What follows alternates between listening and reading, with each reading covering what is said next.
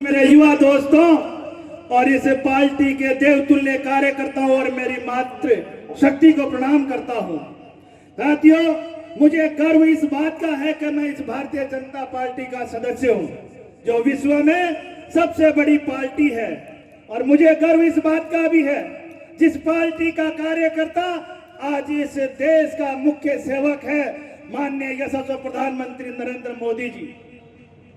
आपने देखा होगा कि जिस तरह से भारतीय जनता पार्टी ने इस देश में नरेंद्र मोदी जी ने 11 साल पहले इस देश की बागडोर संभाली थी, जब ये देश आर्थिक दृष्टि से 11वें नंबर पे था, जो आज उनका ये देश, ये अपना देश आज चौथे स्तंभ पे है और तीसरे स्तंभ पे आने की तैयारी में है। ऐसे यशस्वी प्रधानमंत्री जिनका विजन है विकसित भारत 2047 और विकसित भारत 2047 के लिए जो ये आत्मनिर्भर भारत का सपना और संकल्प दिला रहे हैं, वो भी इस बात को दोहराता है कि जब तक मैं इस देश के जो अन्य हमारे पीछे रह गए समाज के लोग, उन समाज के अंतिम छोर पे बैठे लोगों को अगर मैं आगे की इस समाज की मुख्य धारा में नहीं लाऊंगा, जब तक मैं इस देश को विकसित भारत का दर्जा नहीं दिला सकता हूं। इसलिए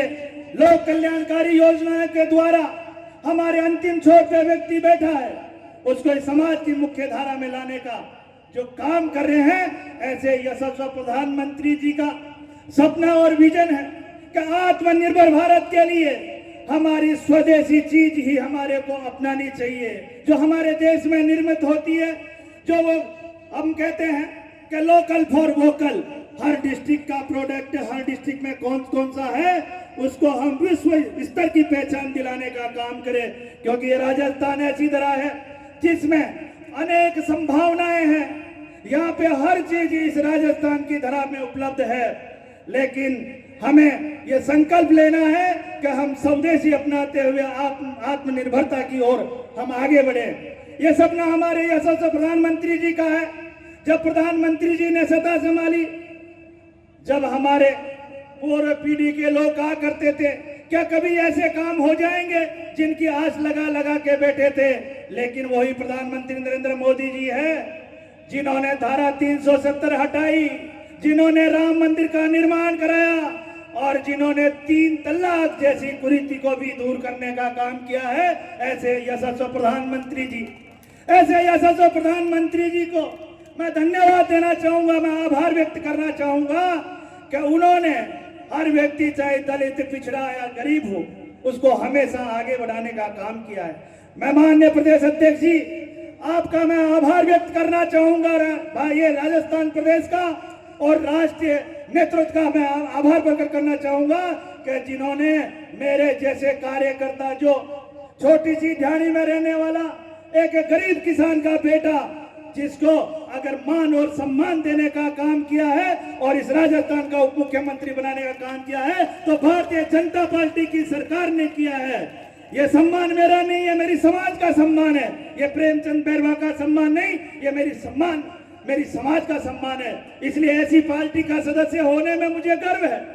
और ऐसी पार्टी जो आज इस दुनिया में हमारे यशस्वी प्रधानमंत्री नरेंद्र मोदी ने जो हमारे देश का मान और सम्मान बनाने का काम किया, इसलिए मैं आपसे निवेदन करना चाहता हूं कि ऐसे प्रधानमंत्री जी जिन्होंने बाबा साहेब भीमराव अंबेडकर जी के पंच तीर्थ निर्माण कर अगर दलित समाज का सम्मान करने का काम किया है, तो आदरणीय नरेंद्र मोदी जी ने किया है।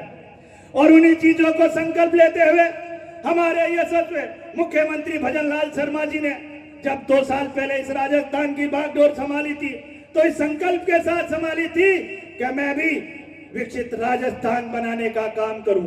और उसके लिए जब आते ही उन्होंने पेट्रोल डीजल में भाव समानांतर करके और इस राजस्थान के हर वर्ग को लाभ पहुंचाने का काम किया। हमारी माताओं और बहनों के लिए रसोई गैस कम करने का काम किया।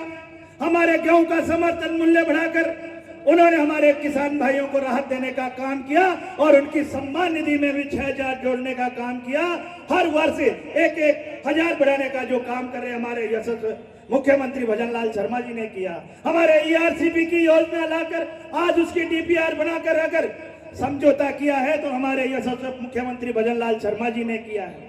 और आज इस राइजिंग राजस्थान लाकर और 35 लाख करोड़ का जो इन्वेस्टमेंट एमओयू किया है उससे कम आज 5 से 7 लाख के कार्य धरातल पर आ चुके।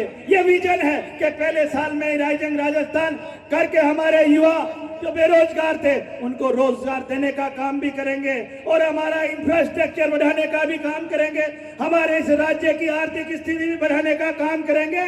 तो ये भारतीय जनता पार्टी की सरकार डबल इंजन की सरकार है जो एक विजन लेके चलती है, जो इस राष्ट्र के लिए एक राष्ट्र नीति तैयार करके राष्ट्र निर्माण का काम करने वाली पार्टी है। इसलिए मेरे भाइयों, हम सब मिलकर आज यही संकल्प लेंगे कि हमारी स्वदेशी चीज हम अपनाएं और आने वाले विधानसभा चुनाव में सरवण जी भाई साहब, आपको मैं कह रहा हूं कि हम सब मिलकर इस फतेहपुर को फतेह करने का काम करें। यही मेरा आप लोगों से निवेदन है। जय हिंद, जय भारत।